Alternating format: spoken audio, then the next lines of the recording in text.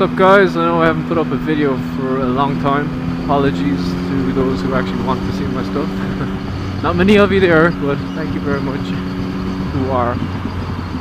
So as you can see, I'm not on the GSXR anymore. So that's been sold for about 5 months now or so. I've had this Triumph Speed Triple.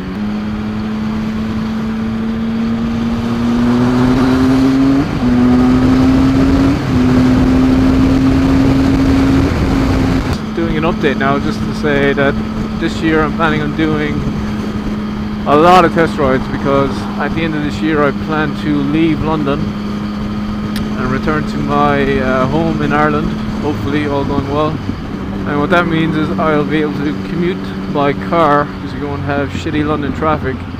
And what that means is I can have a motorcycle for fun primarily, rather than commuting function. So what that means is basically I get to buy myself a toy.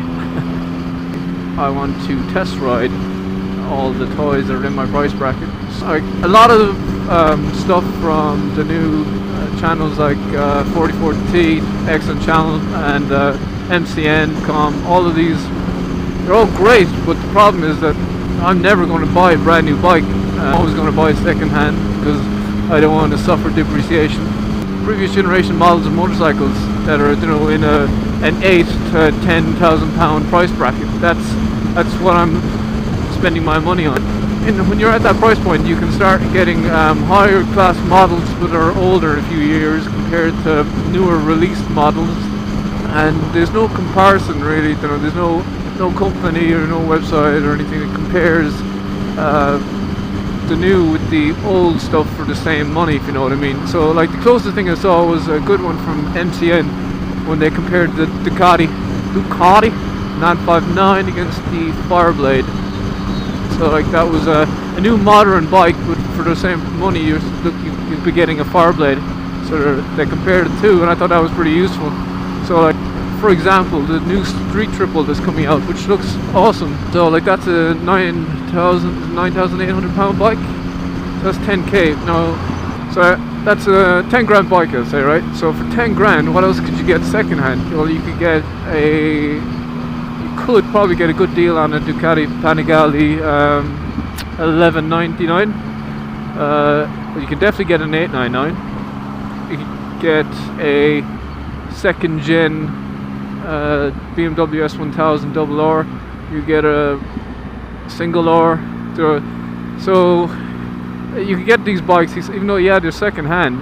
A lot of them will just have broken in mileage, like fucking 3,000-4,000 miles. I hope that other channels, like big channels, would do those kind of reviews, because I think that's a pretty cool comparison to do.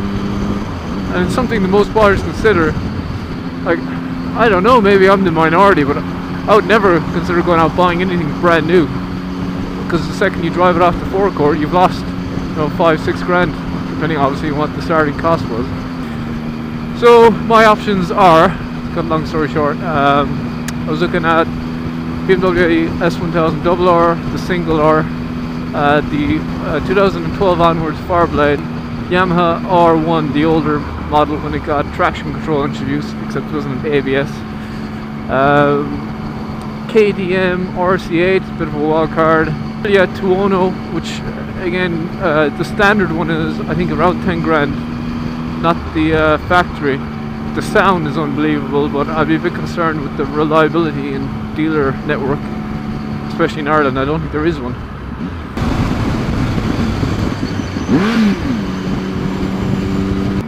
Well, the new Triumph Street Triple, that's another one to consider. At the end of the year, I'm going to be getting this bike, so I'm assuming at that stage one will have been traded back in. You'll start seeing them on the second-hand market.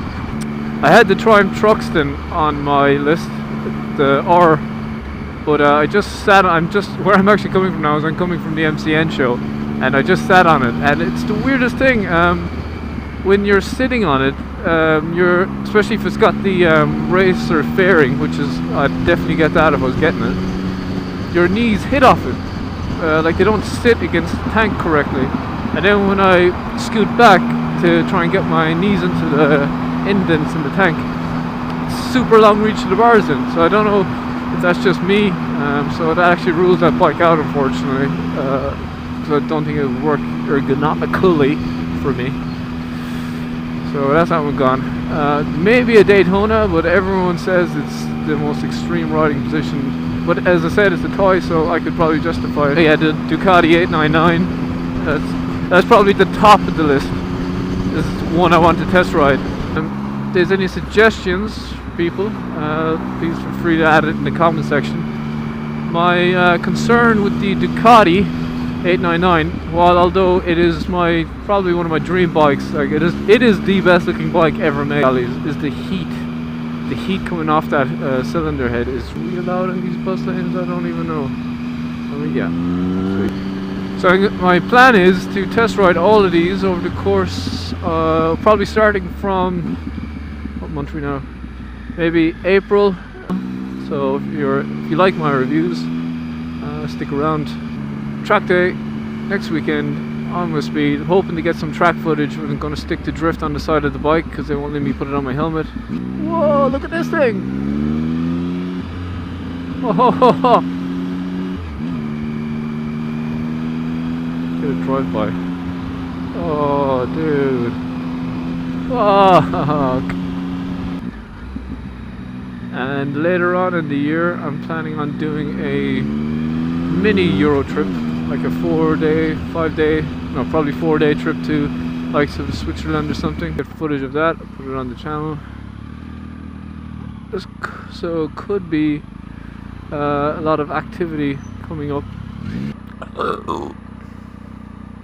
So let me know what your thoughts are on the speed triple. I haven't done a walk around or anything, but it's just a red speed triple.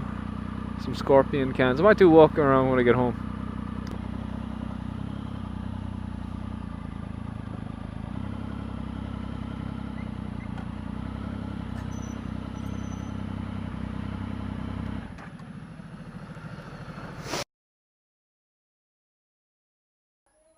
Okay, this is the bike, so I just had a clean.